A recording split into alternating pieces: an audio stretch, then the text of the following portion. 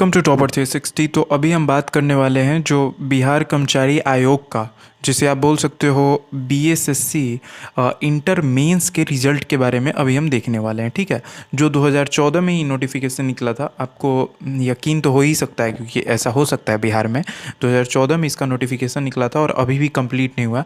पता नहीं कब तक कंप्लीट होगा, लेकिन हम अब इसका इतना कंफर्म है कि जो इसका मेंस का जो रिजल्ट है वो 25 से पहले आ जाएगा।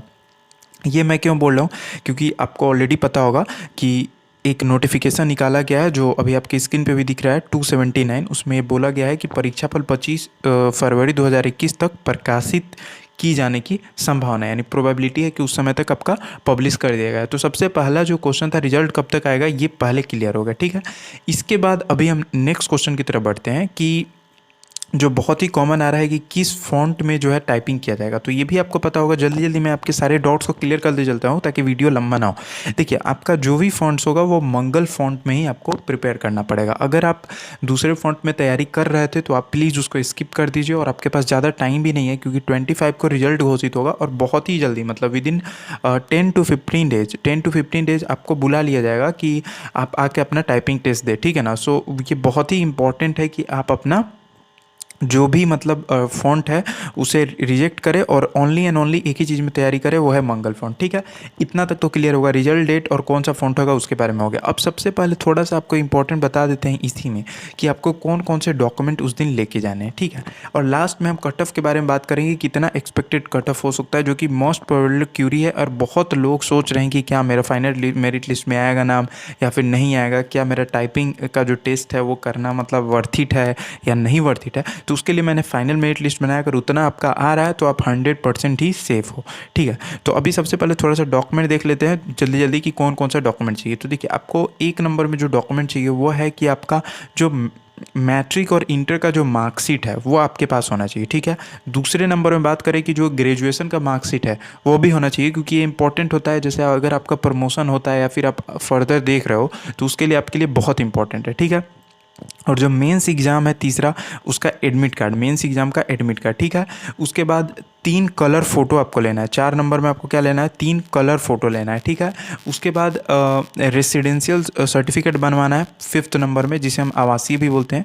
उसके बाद ये नोट करते जाइएगा, 6 नंबर में आपको फ़ोटो पहचान पत्र, यानी कि अगर आप बोल सकते हो कि आधार कार्ड जिसमें फ़ोटो वाला होता है वो आपको चाहिए होगा। ठीक है, 7th नंबर में अगर हम बात करें तो देखिए, अगर आप ईबीसी से हैं, ठीक है ना, पिछड़ा और अत्यंत पिछड़ा से हैं, तो आपको जो है डीएम या फिर उससे जो नीचे लेवल का जो अधिकारी होता है, जो भी ऑथोराइज्ड होता है, मतलब जिससे भी बनता है, उससे आप करंट मतलब या तो वैलिडिटी में है तो ठीक है, और अगर वैलिडिटी में नहीं है तो आपको फिर से बनवा लेना चाहिए या फिर अप्लाई कर देना चाहिए। तब अंडरटेकिंग पे भी आपका काम चल सकता है मे बी, लेकिन ज़्यादा सेफ तभी रहिएगा आपके पास जब सर्टिफिकेट रहेगा। अगर आपके पास है ऑलरेडी और उसका वैलिडिटी बचा हुआ है तो कोई ज़रूरत नहीं है फिर से बनवाने की। ठीक है, नेक्स्ट क्वेश्चन बट चेक कर लीजिएगा उसका वैलिडिटी। ठीक है, नेक्स्ट क्वेश्चन की तरफ बढ़ते हैं। अनुसूचित जनजाति यानी एससी और एसटी का जो अनुमंडल जो पदाधिकारी होता है, ठीक है ना, उसके द्वारा आपको बनवाना पड़ेगा। चाहे जिस पदाधिकारी द्वारा है, आप थोड़ा सा एक बार कंफर्म हो जाइएगा ये, लेकिन उसका सर्टिफिकेट होना चाहिए वैलिडिटी के साथ में, ही नहीं कि एक्सपायर है, मतलब 20-25 साल पुराना आप दिखा रहे हैं। मतलब 20-25 साल तो हो ही नहीं सकता, मतलब 10 साल उस सब का वैलिडिटी होता है, तो वैलिडिटी आप चेक कर लीजिएगा। ठीक है, इतना डॉक्यूमेंट आपको चाहिए। अगर इतना डॉक्यूमेंट आपके पास है तो आप आराम से, कोई टेंशन लेने की ज़रूरत नहीं है, आप उस दिन जाके टाइपिंग का टेस्ट दे सकते हैं।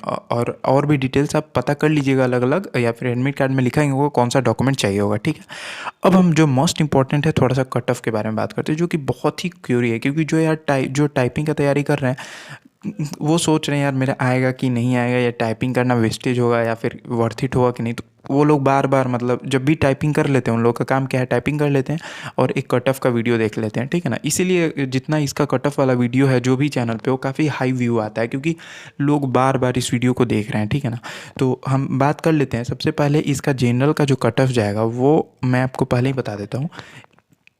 103 से 107 के बीच में अगर आप हैं तो आप 100% सेफ़ है। ये जनरल का था। उसके बाद अगर मैं बीसी के बारे में बात करूँ तो 99 से 104 के बीच में इसका अगर आपका है तो आप 100% सेफ़ है। उसके बाद अगर आपको मैं बता दूँ एमबीसी या फिर ईबीसी का जो है 94 से 99 के बीच में अगर आपका है, मतलब क्वेश्चन वाइज जो भी आप मैं बता रहा हूँ, तो आप 100% सेफ है। एंड उसके बाद अगर बात करूँ एससी का तो 79 से 84 अगर आपका है तो आप 100% सेफ है। एंड लास्ट में जो एससी आता है बट नोट द लिस्ट, इसमें अगर आपका 80 से 83 है तो आप सेफ़ हैं। ठीक है, ये मार्क्स मैंने काफ़ी चैनल को और काफ़ी ज़्यादा सर्वे या फिर टेलीग्राम को और 10-12 यूट्यूब चैनल देख के वहाँ से मैंने तैयार किया। तो इसकी प्रोबेबिलिटी बहुत ज़्यादा है सक्सेस होने की। अगर इतना है तो आप सेफ। अगर इससे आपका थोड़ा मोड़ा नीचे है, मतलब मान के चलिए कि थोड़ा सा नीचे, मतलब -5 भी आप कर सकते हो, तो भी आप थोड़ा सा देख सकते हैं कि यार मे भी हो सके कहीं पे। और अगर आपका इससे ज़्यादा है तब तो आपको कोई चिंता करने की ज़रूरत ही नहीं है। ठीक है, तो बस ये डिटेल्स वीडियो था। एक बार आपने रिवाइज भी कर लिया कि आपको क्या चाहिए, कौन सा डॉक्यूमेंट चाहिए, रिजल्ट कब तक आएगा, क्या कट ऑफ रहेगा। तो वीडियो को तो लाइक कर दीजिए। एंड अगर आप चैनल पे नए हैं तो इसी तरह से स्टैट्स एंड एक्यूमुलेटेड नॉलेज पाने के लिए प्लीज़ चैनल को सब्सक्राइब भी कर सकते हैं। वीडियो देखने